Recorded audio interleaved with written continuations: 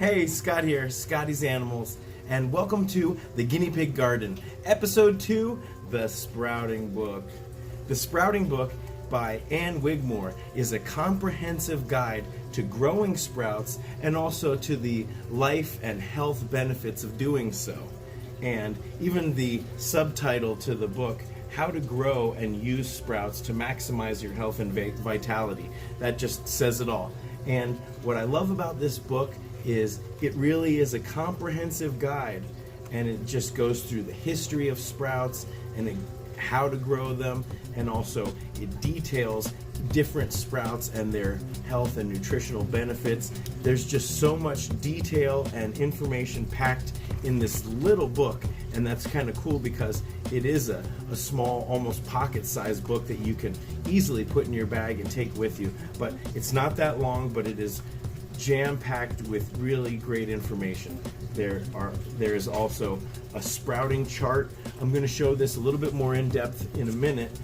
The sprouting chart, however, it talks about how long it takes to soak the different seeds, how much you would use per serving. It also has the different nutrients and vitamins in there, and then also recipe suggestions. And it just goes through so many different types of sprouts. There's some really great illustrations in here. It's really awesome. So we're gonna really go deep dive into this book. So as we go through each chapter and we're learning about different sprouts and the health benefits, we'll also do some taste testing samples. I'll get some of the piggies to try the different sprouts, and we'll really take a look at some of these different sprouts. This is a radish sprout, and it's actually pretty spicy, but when you mix it in with some other salad mixes, it's not as spicy. It's about as spicy as a baby arugula leaf. This is a pea shoot, and cooked or raw, these are a great addition to a salad or to stir fry. And it just tastes like fresh peas. That's fresh. Let's get to know the author for a second. Who is Ann Wigmore? Okay, Google, who's Ann Wigmore? Ann Wigmore was a Lithuanian-American holistic health practitioner, naturopath, and raw food advocate. I got it. Ann Wigmore was a prolific author with a number of books related to nutrition and health. She created the Ann Wigmore Natural Health Institute. Their mission is to promote self-healing through the living foods lifestyle, which consists of uncooked raw foods like leafy greens, vegetable, bean sprouts, fruits and vegetables. This list to the left includes just some of these things. Located in Puerto Rico, they offer on-site training. However, they are temporarily closed, but still offering online programs. So what is this book all about? When you eat a sprout, you're eating a tiny, easy-to-digest plant that is at its peak of nutritional value. This is the author right here speaking. At the very center of the living food diet are sprouts and indoor garden greens. In fact, up to 50% of the food served at the Ann Wigmore Foundation consists of fresh sprouts and greens, all grown right on the premises. I myself have lived primarily on sprouted seeds, beans, grains, and nuts for more than 2 decades. Not only have I healed my body of colitis and arthritis following such a regimen, but I've also achieved a greater level of vitality and health than I had even as a child. And I am no child at 77.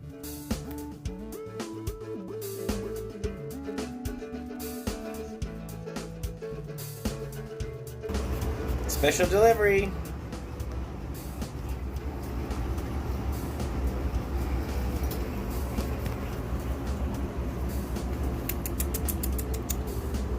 Don't you want to eat the popcorn? Wouldn't you rather eat the popcorn than mess with Pipsqueak? Uh-oh. Pippy! Oh no! Careful, Pipsqueak! Okay, eat the popcorn. These are This is popcorn sprouts. This is popcorn grass. All right, while the piggies are munching, let's take a look at the table of contents here. Here we are, Chapter 1, Ancient Medicine, Modern Food. This chapter goes through the history of sprouts and how they've been used through civilizations from ancient times all the way through the 20th and 21st century. And I think it's really interesting to look at different cultures, different civilizations, and how they used sprouts to meet their nutrition needs and how integral they were to their survival. Chapter 2 explains a little bit about the nutrition of sprouts, from seed to nutritious food, and it looks at the enzymes and amino acids, vitamins and minerals, chlorophyll, and it kind of goes into some detail explaining what these things do for your body. So really great reading there. Chapter 3, Sprouting and Health. It kind of continues on that thought process, but it takes a look at disease and vitality and health. So can sprout help control cancer? And it talks about different ways that the nutrition of sprouts can help fight disease. Sprouts, the ideal companion for dieters. Sprouts and your sex life. So it's talking about health and vitality and slowing the aging clock with sprouts. A really interesting look at how sprouts can change the way you feel and your entire total health. Very great. Chapter 4 is the economics of sprouts. So really it's taking a look at the value of sprouted seeds and sprouted foods versus other types of food that you might eat, and it really goes into the nutrition as far as the value of those things. So it talks about the healing camps in India that the author set up, very interesting, and it also talks about drying sprouts and various things, but it's really explaining why fresh live sprouts are so healthy for you.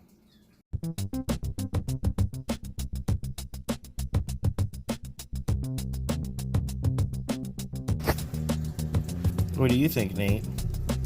It's pretty warm here by this window right now. That's radish. What about the pea shoots? Want to try the pea shoots? Give it a try. Yeah.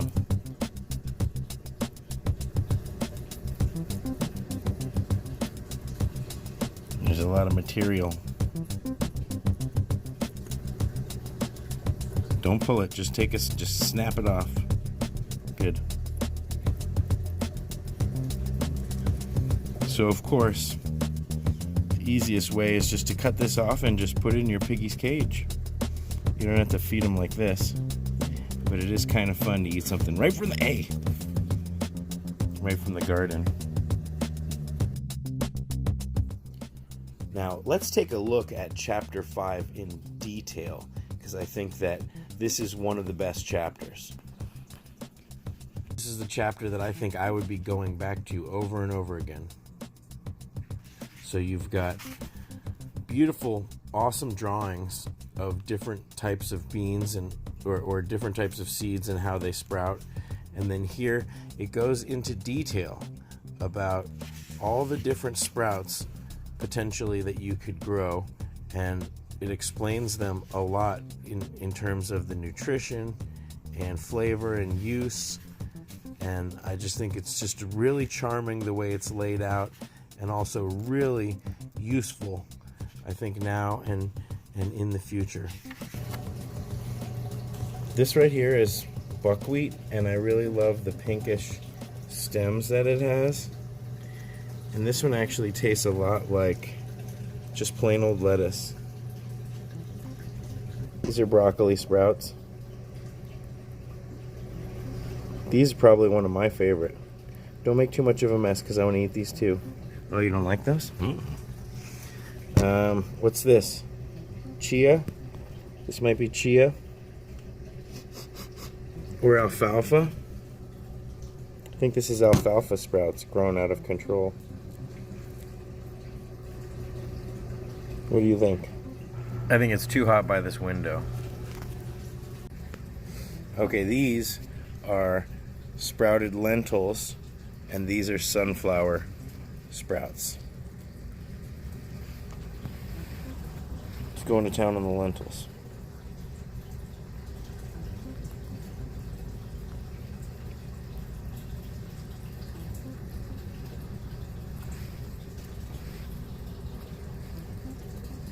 That's a sunflower sprout. Here, you want to eat it this way. Just go start backwards.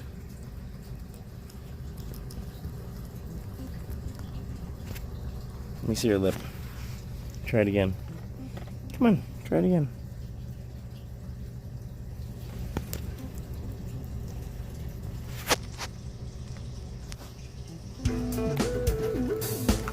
Here you go, Gary.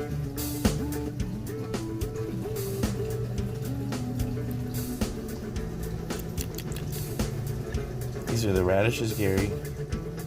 Is it too bright over here? What about the lettuce?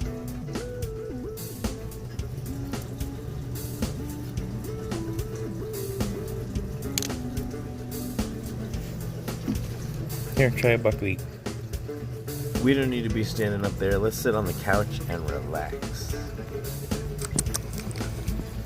So in chapter 6, the book takes a practical turn, and it's talking about actually various methods of growing sprouts. Now, I've tried the jar method, and I've arrived at this method with these trays.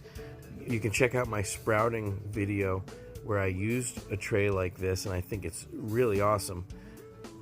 That's just for doing simple sprouts. If you want to grow mass quantities, the soil sprouts are the way to go. I'm glad that they get to have their greens, because these are packed with nutrients. That reminds me, there was an article that I found online also that talks about specifically guinea pigs and sprouts. So let's take a look at that article right now. Yes, guinea pigs can eat sprouts. They are healthy food for guinea pigs because sprouts are filling, rich in antioxidants, minerals, vitamins, and particularly vitamin C.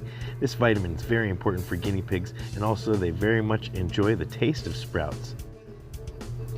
What are the health benefits of feeding sprouts to guinea pigs? Well, they're packed with vitamins, minerals, and protein, and they can help improve digestion. They prevent scurvy because they're rich in vitamin C. Diabetes prevention, better growth for young guinea pigs. But what are some of the risks of feeding sprouts to guinea pigs? Some sprouts, just like some vegetables, contain a lot of calcium, and they may contribute to the development of stones. Tummy pain. Sprouts are rich in fiber, and so they can cause digestion problems if your piggies aren't used to it. And they also can create gas. And remember, these are nutrients dense, so a little bit goes a long way. Variety and moderation, and your piggies are going to be happy and healthy. Just like Gary. Okay, let's get back to the book. Chapter 7 takes your indoor garden to another level with adding soil. So you can grow sprouts without soil, but once you start planting them in dirt, it increases what you can grow and how you grow it. So this chapter is all about different methods for growing sprouts on dirt. This chapter is pretty cool because it also goes into explaining composting.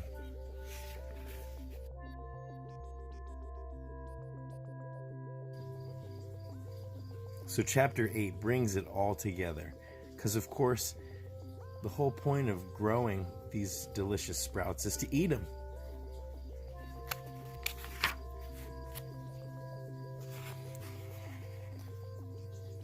So there's some pretty great detailed explanations about how to use these recipes, and then there's just so many recipes.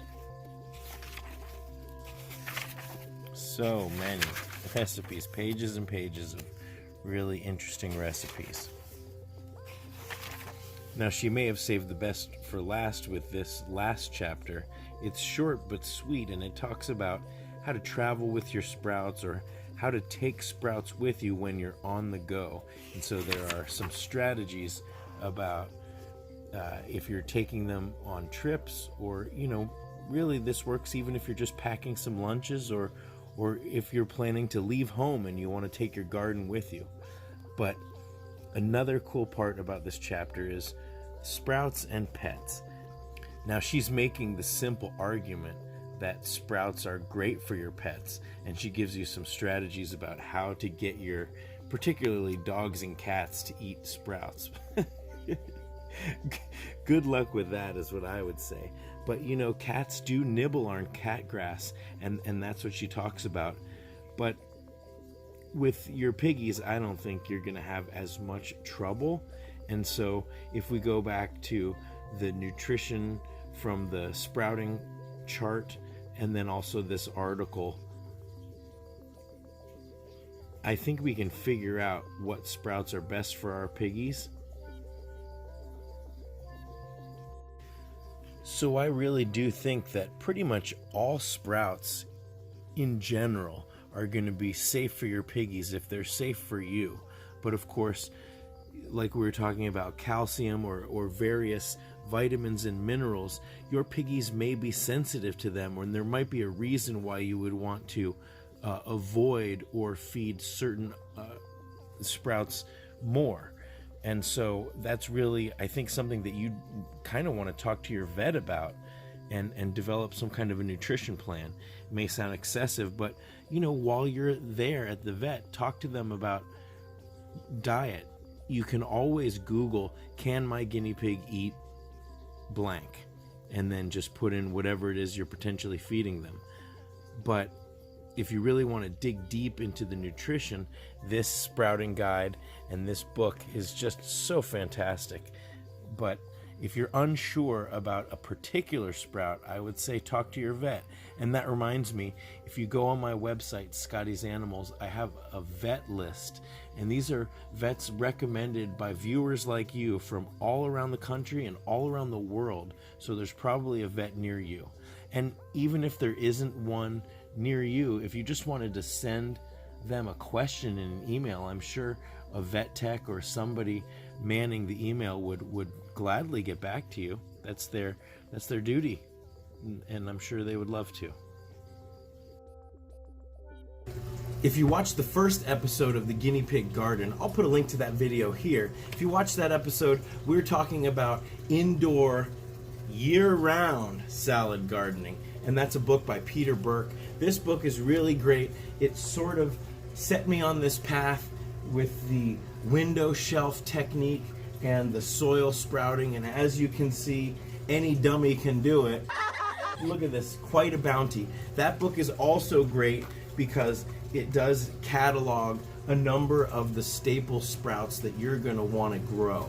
But when you combine both of these books, you have an encyclopedia. You have a depth of knowledge and a foundation of not just how to grow, but why to grow, as far as the nutrition, the health and vitality benefits, and also just how to cook, how to make incredible salads and recipes, and how to keep yourself in fresh greens all year round.